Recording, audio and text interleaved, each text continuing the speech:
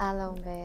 ပြန်လဲပြီးကျေးဇူးပါတယ်။ကဲကိုရွေးထားတာကိုအကြိုက်အပြင်တွိုင်းရင်ဘယ်လိုဝတ်မလဲပုံစံမျိုးရွေးထားပါပေါ့နော်။ကိုအမြင်ထဲမှာနည်းနည်းအမြင်တော်ရဲ့ပုံစံမျိုးပဲရွေးထားပြောရမယ်ဆိုကိုအမြင်ကတော့အရန်လာရပေါ့နော်ဒါကတော့ဘယ်လိုရှင်တီဝတ်ထားတဲ့ပုံစံဆိုလို့ရှိရင်တော့ outfit well နဲ့နည်းနည်းတော့ဆင်နေကွာသူကအပေါ်ကုတ်ပုံစံဒီဇိုင်းလေးမထက်တော့ပုံစံဒီဇိုင်းလေးလိုပဲ show off လေးပဲရိုးလေးပဲပေါ့နော်အဲ့တော့ထက်တော့ကြိုက်တဲ့ဒီဇိုင်းတော့ရွေးလာခဲ့ပြီးသွားပြီကိုကြိုက်တဲ့ဒီဇိုင်းတော့ကိုဝတ်ပြနေရပါပေါ့နော်အဲ့တော့အဲ့လိုဒီဇိုင်းလေးရလာမလားဆိုတော့ recommend ပေးကြပါလို့ထက်ပြောချင်ပါတယ်အဲ့တော့ထက်တော့နောက်ထပ်တစ်စုံထပ်ရွေးကြည့်ကြမယ်နော်ရွေးပြီးတော့ဝတ်ပြမယ်လေထပ်ပြီးဝတ်ပြမှာပေါ့နော်တခါရွေးကြည့်ရအောင်ဒီတစ်ခေါက်ကစကတ်နဲ့အင်ဂျီလေးပဲဝတ်ပြလိုက်တော့မယ်โอเคစကတ်နဲ့ဘာလို့လဲဆိုတော့အခုလဲစကတ်နဲ့အင်ဂျီနဲ့ဝတ်ပြဆိုတော့စကတ်နဲ့အင်ဂျီလည်းပဲပေါ့နော်ဝတ်ပြလိုက်မယ်လေနော်တစ်စုံတော့ဒီကလေးဝတ်ကြည့်မယ်ကွာအခုရှိထားတာဖြစ်နေအပဲလေကပယ်ဖြစ်သွားတယ်အခုမှအဖြူနဲ့ဒီလိုမျိုး outfit နဲ့ဆင်သူကအခုနောက်ကိုကြိုက်ဒီဇိုင်းတွေပဲကိုဝတ်ကြနေရဆိုတော့နော်ဒါလည်း shoulder up လောက်ထားပါ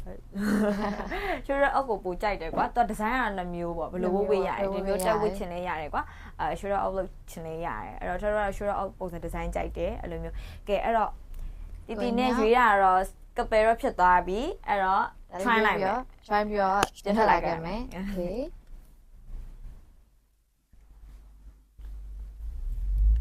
အားလုံးပဲပြန်လိုက်ပြီးကျေးဇူးပါတယ်ကဲအခုကတော့ကပယ်ဒီဇိုင်းလေးကို try အောင်လုပ်လာခဲ့တာပေါ့နော် look ကတော့မတူတူ